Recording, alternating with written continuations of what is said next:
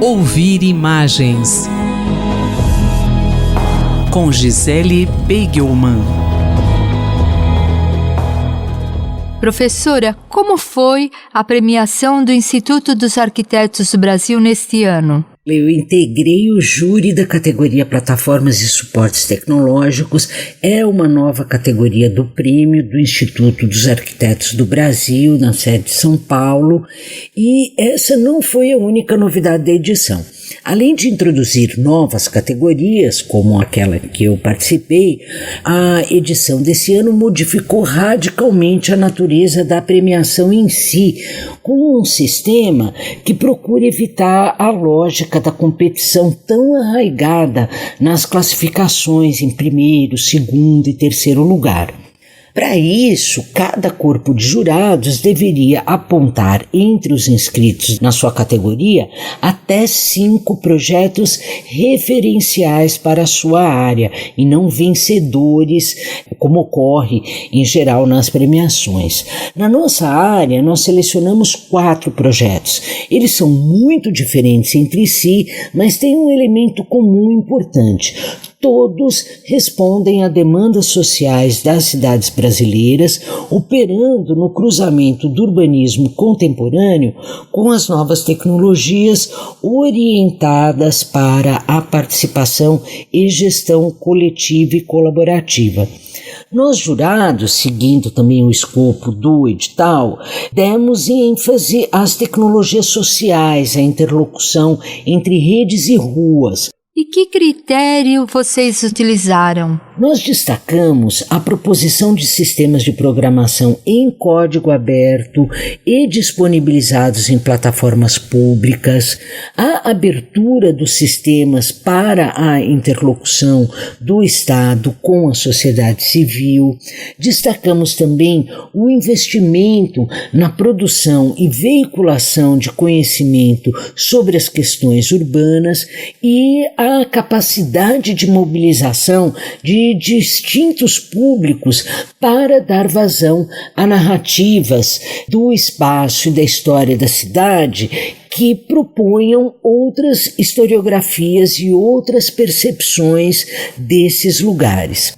Assim, entre os outros fortes candidatos, nós escolhemos uma aplicação para consultas públicas do município desenvolvida pela São Paulo Urbanismo e a Secretaria de Desenvolvimento Urbano Municipal. Um outro projeto que foi desenvolvido no IAU USP, no Instituto de Arquitetura e Urbanismo de São Carlos, que é um projeto de cartografia feito com moradores de um núcleo informal de São José dos Campos e que pode ser usado também como instrumento de efetivação dos direitos dessas populações. O nome desse projeto é Cartografias Contra-Hegemônicas. Nós escolhemos ainda a plataforma na internet do Lab Cidade, da FAUSP, que é uma plataforma de difusão de temáticas do urbanismo, como direito à moradia, por exemplo, e que realiza um importantíssimo trabalho de difusão e interlocução com movimentos sociais.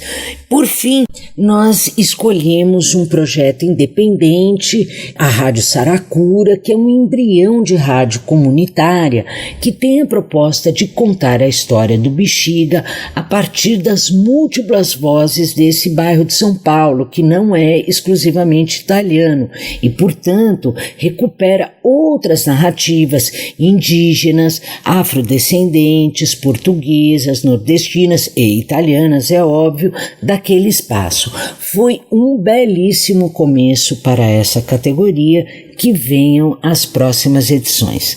Eu fico por aqui e até a próxima. A professora Gisele Beigelman conversou comigo, Leila Kiyomura, para a Rádio USP.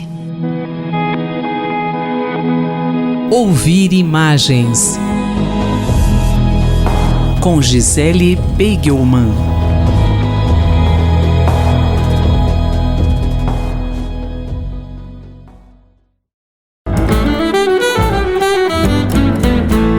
Economia, por Gilson Schwartz. Professor Gilson, qual o tema da coluna hoje? Desuberização. Olha esse palavrão, novo palavrão. Já na semana passada tinha comentado sobre as pressões, tendências, manifestações pela desprivatização das telecomunicações e principalmente da internet, né? Pois é, o tema ganha um colorido muito especial com a chamada desuberização, ou seja, todo mundo nesses últimos anos, com esse espalhamento radical da internet por todos os aspectos da vida, montando e desmontando modelos de negócios, relações trabalhistas, até poder de interferência de autoridades judiciais, etc. Toda essa diluição, ou liquefação, como dizia o Zygmunt Bauman, né, uma realidade líquida, vai se liquefazendo, com as redes parece que também tem os dias contados. A Prefeitura de Londres, pela segunda vez, proibiu o Uber de atuar na cidade. Foram feitas investigações que confirmam, então, um grau elevado de fake Ubers. Então, assim como tem as fake news, também tem o fake Uber, e tem as malandragens de muitos que usam identidades falsas e outros estratagemas para driblar as regras do aplicativo que ele carrega no painel do carro. O fato é que as autoridades públicas, então, no caso, estão desprivatizando o transporte que, na prática, ele é coletivo e compartilhado, obrigando o Uber a, mais uma vez, repensar o seu modelo de negócio. E o Brasil, como é que ele se enquadra nessa questão? No Brasil, a questão da informalidade já era grave em toda a América Latina. Sempre na discussão sobre reforma, revolução, ajustes na América Latina e no Brasil, a questão do grau de formalização do trabalho assalariado, da forma, digamos, pura do trabalhador capitalista, e que, na visão de muitos, seria ele o grande líder revolucionário das transformações. O fato é que a América Latina é o país da informalidade, da subsistência, da precariedade do trabalho, e as novas formas de precariedade, como a trazida pelo Uber, onde já não tem mais patrão nem chefe, é você, o aplicativo e você, né? E as regras são programadas por um algoritmo. Isso também torna aquela ideia de que a relação de trabalho pode ser o fundamento de uma transformação ainda mais longínqua, ainda mais difícil. Aqui impera a precariedade, e o que já se tinha de formalização de direitos trabalhistas também está se liquefazendo. Então, o caso do Uber no Brasil é também preocupante, mas ele vai se enquadrar nessa grande tragédia nacional, que é um mercado de trabalho frágil, sem dinamismo, com tecnologia e sem tecnologia. Ele se torna cada vez mais vulnerável e é difícil pensar no crescimento de longo prazo com esse tipo de trabalhadores informais, sem direitos e digitalizados.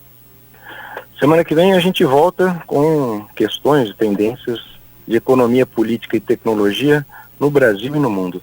Eu, Simone Lemos, ouvi o professor Gilson Schwartz. Economia, por Gilson Schwartz.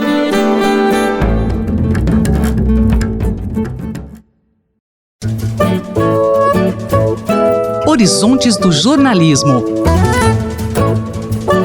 por Carlos Eduardo Lins da Silva. Professor Carlos Eduardo, uma pesquisa recente mostra que os norte-americanos nem sempre acreditam que as informações factuais estejam na base dos materiais publicados pela mídia. Como isso impacta na relação do público com o jornalismo? É uma questão muito séria essa, e provavelmente a mais preocupante de todas entre os múltiplos problemas que o jornalismo tem enfrentado desde o final do século passado. Porque o fundamental é o elo de confiança que deve existir entre o público consumidor e o veículo jornalístico. E esse elo, como mostra essa pesquisa, está realmente sendo quebrado. A pesquisa mostra que a maioria dos americanos não acha que as informações veiculadas pelos jornais, revistas e outros meios de comunicação jornalísticos são baseados em fatos verdadeiros. Na verdade, se eu não estou enganado na memória, só 21% acreditam sempre que os fatos veiculados pelos meios de comunicação são baseados em fatos verdadeiros. Se não for 21%, é alguma coisa próximo disso. E uma parcela bem maior nunca acredita nos que os veículos de comunicação estão divulgando fatos baseados em informações verdadeiras. Isso é terrível, porque se você não acredita naquilo que você está lendo, se você acredita que aquilo que você está lendo ou vendo é baseado em mentiras ou em distorções, não há mais por que você consumir esse veículo. E essa pesquisa demonstra que, pelo menos nos Estados Unidos, essa situação está chegando a pontos realmente limítrofes. É claro que essa é uma pesquisa, outras pesquisas poderão chegar a conclusões diferentes, mas é um sintoma de que a situação realmente é grave. Sem confiança, não há possibilidade de haver jornalismo. O Media Insight Project diz que o grande problema na erosão da confiança dos norte-americanos está no fato de que o público não entende completamente como os jornalistas trabalham e nem sempre o jornalismo se faz compreender. E aí, nesse ponto, destaca uma outra pesquisa publicada pelo Nieman Journalism Lab, que aponta que nem sempre o uso das hashtags políticas, que está na moda entre os jornais e a relação deles com as mídias sociais, ajudam a engajar a audiência, muito pelo contrário, às vezes acaba atrapalhando. Como o senhor vê o uso dessas, entre aspas, novas modas no engajamento do público? Eu acho que não precisa você usar hashtag para você fazer uma matéria. Acho que você pode simplesmente, claro, se você está no tweet, você tem que usar o hashtag. Mas na matéria jornalística, eu acho que a inclusão do hashtag mais atrapalha do que ajuda. Acho, inclusive, que é ruim essa mania que se tem nos veículos jornalísticos, nas suas versões digitais, de ficar reproduzindo o tweet das fontes. Acho que tudo isso faz com que haja uma certa confusão no público entre o que é jornalismo e o que é partidarismo das mídias sociais. Acho que a desconfiança sobre as mídias sociais, as pesquisas indicam isso, a desconfiança sobre as informações que as mídias sociais transmitem é ainda maior do que as do jornalismo. Então, acho que o jornalismo devia tentar se diferenciar das mídias sociais e não se confundir com elas. Quanto mais eu acho o jornalismo usar a linguagem, o visual, os instrumentos, as ferramentas das mídias sociais, mais vai aumentar a desconfiança em relação a ele, jornalismo, e mais vai fazer com que o público ache que é tudo a mesma coisa.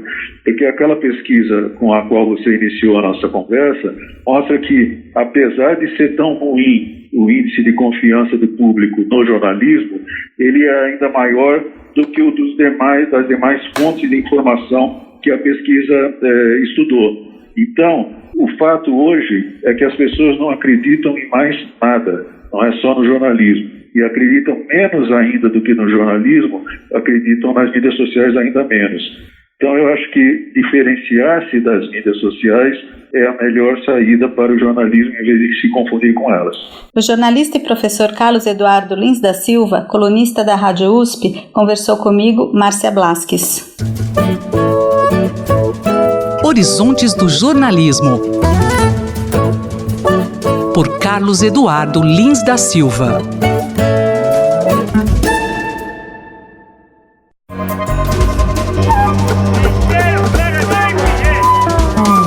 Saúde e Meio Ambiente, por Paulo Saldiva.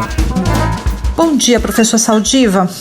Está cada vez mais claro que a qualidade ambiental interfere na nossa saúde.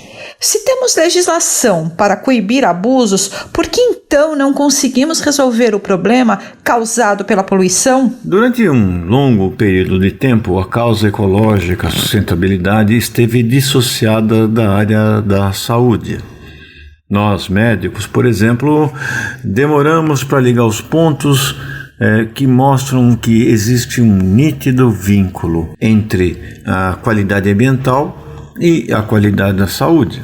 Nós temos isso já claro nas questões das doenças transmitidas por mosquitos, quando o acúmulo de lixo, a invasão das cidades para o seu cinturão verde faz com que exijam criadouros de mosquito, transmissão de vírus e febres. mais recentemente a poluição do ar, as ilhas de calor urbano e o próprio ambiente de trabalho, a pressão sobre as nossas mentes interferem com a nossa qualidade de vida e com o risco de adoecimento. Boa qualidade de água, por exemplo, a preservação dos mananciais é fundamental para a preservação de saúde. Toda vez que cai a produção de água, passamos por períodos de escassez de fornecimento e produção da água, a qualidade da água também cai. Mais produtos químicos temos que fazer para manter a água limpa e também existe a maior proliferação de germes que fazem com que tenhamos doenças como, por exemplo, diarreia, hepatite e algumas vezes até leptospirose. Bom, esse vínculo, esse diálogo indica então que nós temos que preservar o meio ambiente e não é por falta de leis. Com algumas exceções, a legislação ambiental do Brasil é bastante avançada. A questão central que fica é sobre a fiscalização da aplicação das leis. E cito 2 exemplos que mostram como devemos investir mais nos mecanismos de vigilância, de aplicação das leis e também de ações de reparo mais efetivas quando existe uma agressão ambiental.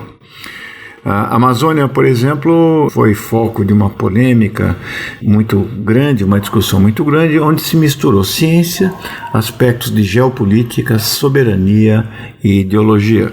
Mas o fato é que os dados mostram que há um aumento da queima da floresta, uma interiorização dessa queima, que vai deixar, por exemplo, o meio ambiente mais pobre, vai levar a perda da qualidade do solo e com isso se perpetua inclusive um ciclo de pobreza da população local. Agora, recentemente, também tivemos um episódio que talvez nunca descobramos o culpado, que é o vazamento de óleo, possivelmente de um navio fantasma, que despejou óleo nas praias brasileiras com prejuízos econômicos incalculáveis e de saúde ainda a determinar, tanto pela exposição das pessoas que foram tentar remover esse óleo de forma, digamos, bastante desprotegida, como também pelo acúmulo de elementos tóxicos na cadeia produtiva de alimentos costeiros.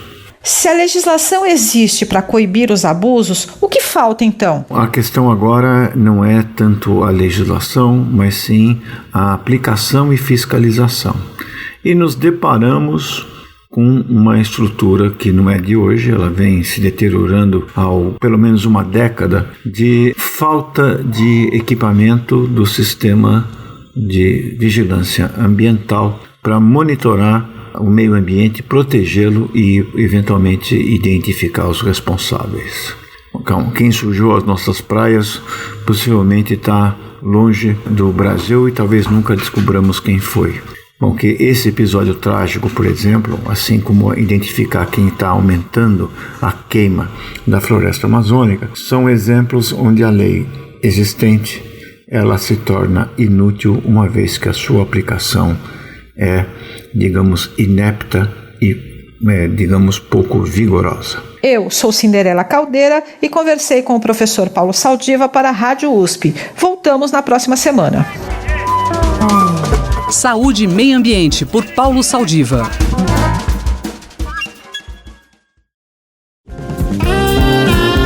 Corpo e Movimento, por José Carlos Fará.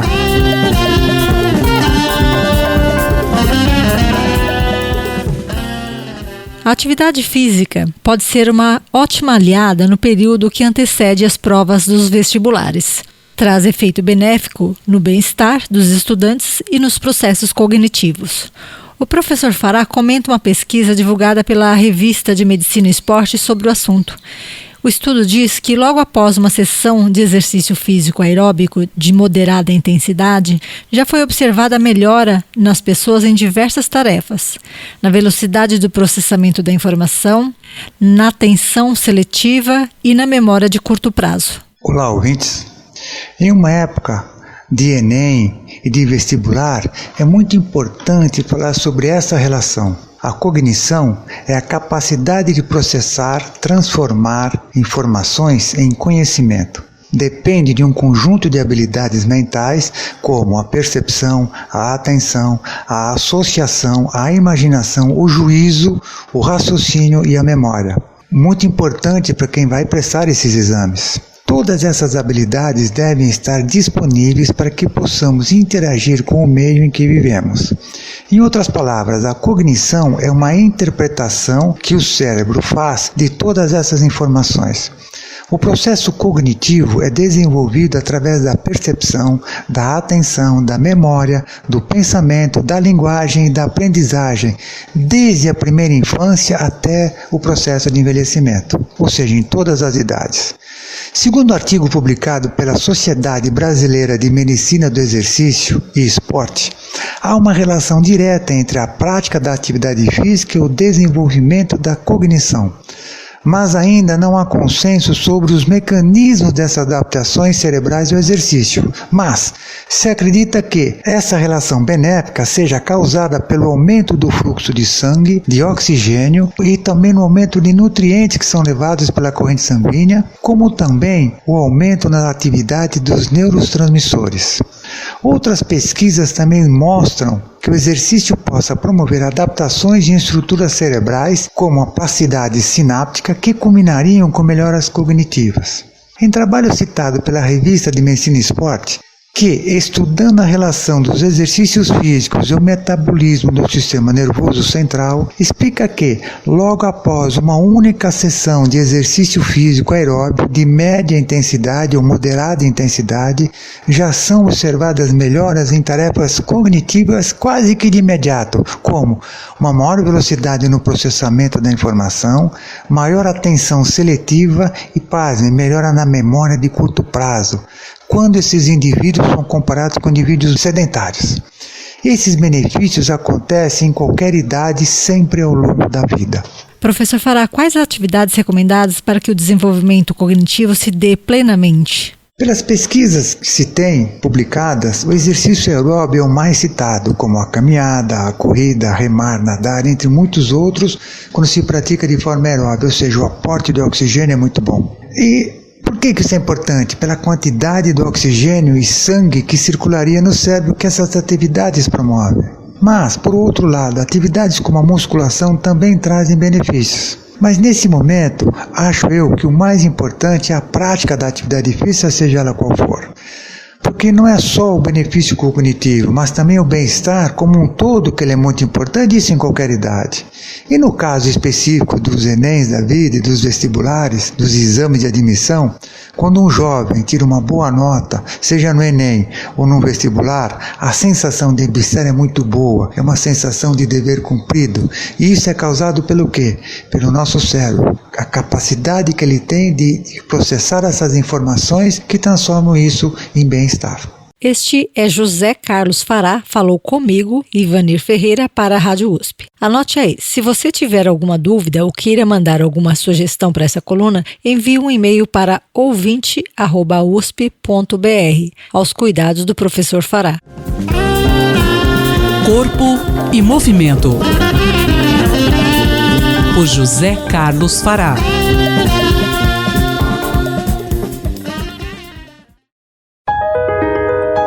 Observatório da Inovação, com Glauco Arbix. Bom dia, professor Glauco. A proteção de dados pessoais na internet é alvo de reclamações constantes. E para minimizar essas reclamações, um projeto de lei foi aprovado e previsto para entrar em vigor em 2020. Mas já existem movimentos para adiar essa data. Por que, professor? A agitação no mundo da política quase sempre atrapalha uma reflexão mais profunda e de médio e longo prazo sobre o futuro do país. Veja, nós estamos em meio a uma onda de tecnologia, todo mundo está usando o celular, os seus tablets, seus computadores, está trocando mensagens e oferecendo permanentemente seus dados pessoais para empresas, que algumas têm escrúpulos e zelam por esses dados, outras nem tanto, acabam vendendo, circulando na internet, expondo, portanto, a vida privada de cidadãos sem a sua devida autorização. O problema é enorme, é gigantesco, está sendo debatido no mundo todo, e aqui no Brasil foi aprovada uma Lei Geral de Proteção de Dados, a LGPD, que está prevista para começar em 2020. No entanto, já há um novo projeto de lei apresentado pelo deputado federal Carlos Bezerra, do MDB do Mato Grosso, pedindo para que a entrada em vigor dessa lei já seja adiada em 2 anos, portanto, para agosto de 2022. O argumento é as empresas não estão preparadas, elas têm que se adequar, porque vocês têm que lembrar, praticamente todas as empresas, em todos os ramos da economia, trabalham com dados no varejo, no todo tipo de comércio, na indústria, em todo lugar você tem dados, ou dados de fornecedores, de empresas, das pessoas, entende? E a lei, ela define referências, parâmetros para a utilização desses dados, sempre com a visão de defesa da privacidade. Se está autorizado, usa-se. Se não está autorizado, não se pode usar como manda os preceitos da lei. Professor, afinal, o problema é realmente tempo para as empresas se adequarem? O problema não é de tempo. Veja, o Brasil, na verdade, se comparado com a União Europeia, que a lei já está valendo, num período semelhante ao brasileiro, apenas 20% das empresas europeias estavam preparadas para isso. Quando a lei marca, vai valer, as empresas correm atrás, elas são obrigadas. O que não dá para ficar é na situação que nós estamos hoje, em que não há regras claramente definidas, né? E quando não há regras claramente definidas, cada instituição, Ministério Público, juízes, estados, municípios acabam tendo que legislar porque as reclamações são grandes. Vejam vocês a gravidade da situação. Em 2014, quando esse problema ainda não estava na onda, né, tinha sido antes daquele escândalo do Facebook e da Cambridge Analytica, que quase 80 milhões de usuários foram expostos, com a intromissão na campanha eleitoral para a eleição do Trump, no Brexit, entende, que teve um impacto muito forte no mundo da política. Mas em 2014, apenas 80 reclamações foram registradas e envolveram dados pessoais nos PROCONs espalhados pelo Brasil. No primeiro semestre de 2019, foram verificadas 22.760 queixas sobre a utilização, ou seja, mau uso, ou pelo menos os usuários pensam que os seus dados pessoais estão sendo mal usados ou não foram autorizados. Tem um problema de fundo aqui. O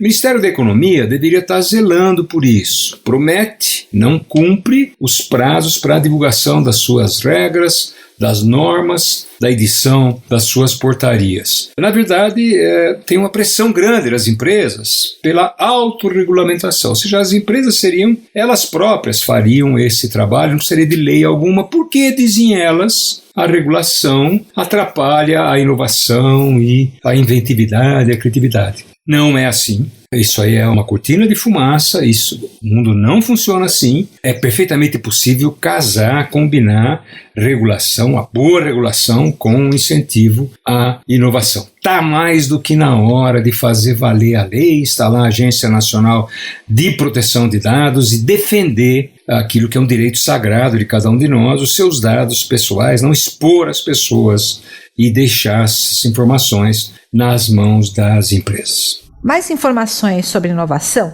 estão disponíveis no site Observatório da Inovação do Instituto de Estudos Avançados da USP, oic.nap.usp.br. Eu sou Cinderela Caldeira e conversei com o professor Glauco Arbix para a Rádio USP. Até a próxima semana. Observatório da Inovação, com Glauco Arbix.